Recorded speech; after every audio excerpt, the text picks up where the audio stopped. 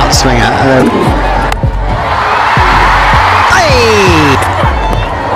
Yeah, that's more like it. টানা 3 বলে 3 ছক্কা মেরে বল হারালেন রিশাদ হুসাইন। মুখ বাঁকা করে একই বললেন পাকিস্তানি পেসার নাসিম শাহ। বিস্তারিত জানতে পুরো ভিডিওটি শেষ পর্যন্ত দেখতে থাকুন।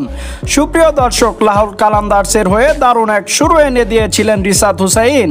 পিএসএল এ উইকেট তালিকায় উঠেছিলেন শীর্ষেও, তবে এর পরের দুটি ম্যাচে ছন্দ হারিয়ে ফেলেন এই লেগ স্পিনার।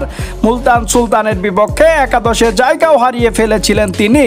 সেই ম্যাচের একাদশে কেন ছিলেন না রিশাদ তা জানিয়েছেন ফকর জামান। রিশাদ হুসাইনকে নিয়ে ফকর জামান জানিয়েছেন মূলত পিচের জন্য একাদশে জায়গা হারিয়েছিলেন রিশাদ, কিন্তু ইসলামাবাদের বিপক্ষে দল থেকে জায়গায় হয় রিশাদ হুসাইনের। আর জায়গা পেয়ে যা করে দেখালেন তা দেখে রীতিমতো চমকে গিয়েছেন সবাই।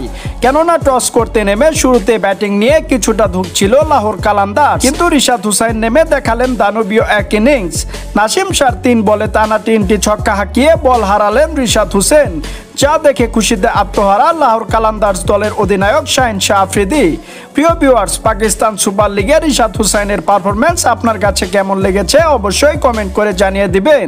আর খেলাধুলার নতুন নতুন ভিডিও সবার আগে পেতে চ্যানেলটি সাবস্ক্রাইব করে পাশে থাকা বেল আইকনে প্রেস করে দিয়ে আমাদের সাথেই থাকবেন। Thanks for watching video.